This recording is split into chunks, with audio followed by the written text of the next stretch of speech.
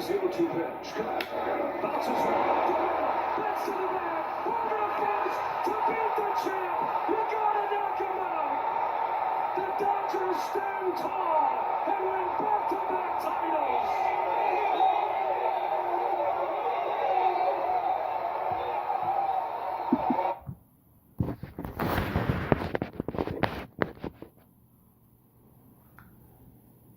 Hey everyone, this is Sportsman Pariente, and you just heard the ending of one of the great World Series games in recent memory, maybe one of the great World Series in the last decade or so, depending on whose opinion you ask.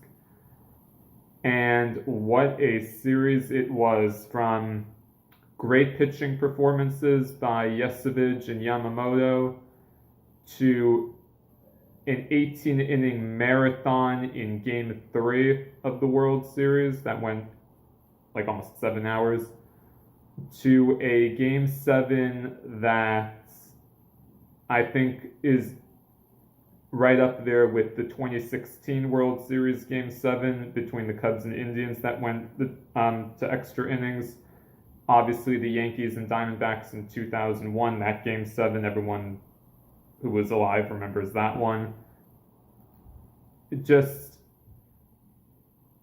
an incredible night for baseball to see the Dodgers down 3-0, to come all the way back. Miguel Rojas to hit, who had no hits arguably in over a month, gets the game-tying home run in the 9th inning to tie it. The Dodgers, by millimeters, get out of a bases-loaded one-out jam in the bottom of the 9th. The Blue Jays got out of a bases-loaded jam in the top of the 10th. And the Dodgers found a way again. A Will Smith go-ahead home run in the 11th. And then, as you heard, Yamamoto pitching a day after going over 6 innings, comes out of the bullpen, throws over 2 innings, and it's unheard of what Yamamoto did last night. The Dodgers now have won 9 championships. They're the first team to win back-to-back titles in 25 years, since the Yankees, of course, won their three-peat from 1998 through 2000. An amazing night for the Dodgers. And for the Toronto Blue Jays, arguably one of the most bitter defeats, and I mean bitter defeats, that we're ever going to see in a World Series. Just so many missed opportunities they had. I believe in the 6th inning, after they got an insurance run to go 4-2, they had a runner at second, nobody out, couldn't get him in. They had a runner at second, nobody out in the 8th inning, couldn't get him in. Bases loaded, 1 out in the 9th inning, couldn't get him in. And as you heard, in the 11th inning, again, they had a runner at third with less than 1 out, could not get him in. And that doesn't even factor in what happened at the end of Game 6, when they had second and third, nobody out in the 9th inning, down 2, and could not get a runner in thanks to a pop-up and very poor base running by Barger, getting doubled off to end the game. This is going to stay with the Blue Jays for a long time, and it's just very hard when you lose a series the way they did to bounce back. And, you know, they still have Vladimir Guerrero. Obviously, they still have Yesevich. Barger had a very good series outside of the base running blunder. Varsho, he didn't show up with his bat, but his defense was phenomenal. But it's going to be very interesting. What's the future going to be for Bo Bichette? Will he be back? He's a free agent after this year. We've heard the Braves are going to go after him. The Phillies might go after him. The Mets possibly could go after him. Will he stay with the Blue Jays like Vlad Guerrero did? I don't know. What does the future hold for Gausman and some of those other pitchers with Toronto? It's just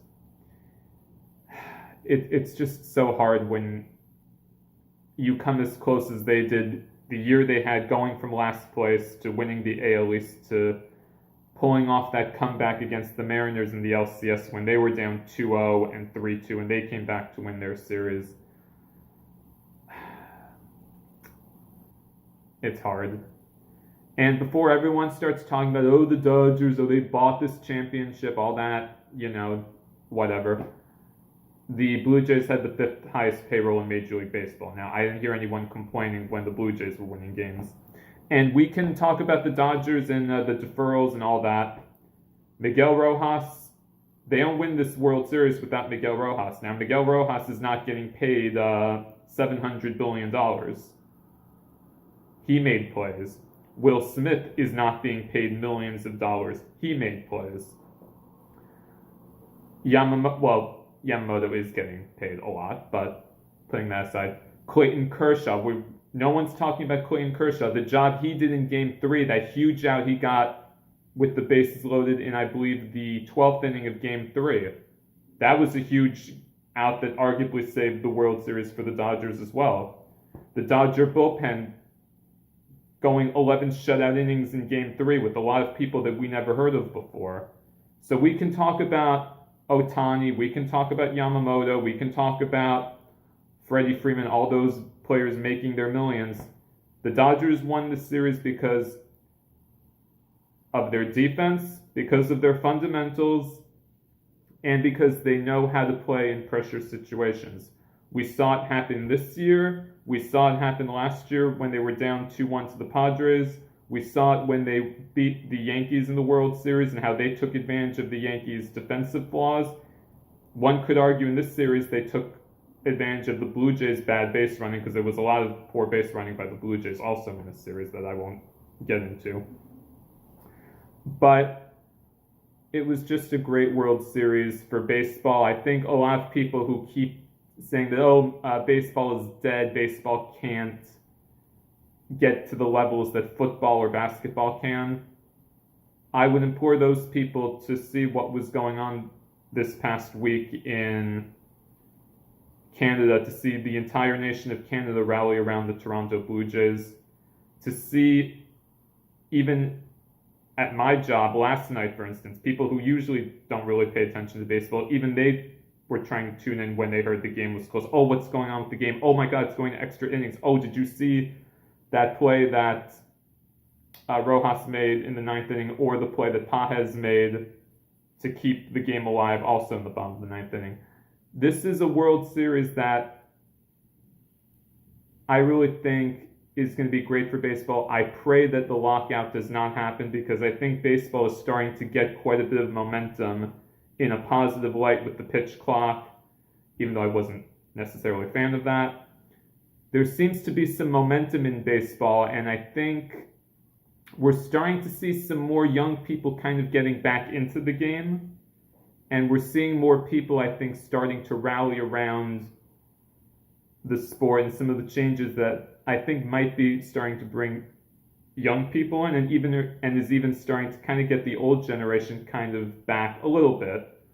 So I do think this series has been great for baseball. This series, obviously last year, even though that series went 5, it was still a relatively close series. But the bottom line is, who is going to stop the Dodgers? They still have Freeman under contract for a couple of years. Obviously, they have Ohtani being paid $2 million, which is ridiculous. I agree with that. They have Yamamoto locked up. Obviously, Kershaw's retiring. They still have Glasnow. I believe Mookie Betts is still under contract. I have to look up the stats there. But this is a Dodgers team that, you know what, they're not going anywhere. This is their 3rd title now in the last 5 seasons. Arguably, they should have won in 2017 too, had it not been for the Astros and their garbage cans, but it is what it is. And as we heard, even though he borrowed liberally from Ric Flair, Joe Davis, who called this series for Fox and also works for the Dodgers, as he said last night, to be the champs, you got to beat the champs. And right now, no one has been able to do that for the last 2 seasons, and who knows what's going to happen next year and the year after that.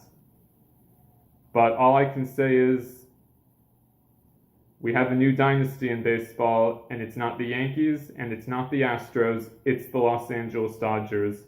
And they have made their claim. And it's going to be very hard to see who is going to knock them off that pedestal. So that's my take. Please continue to subscribe to my channel. And hopefully let's go Mets for 2026.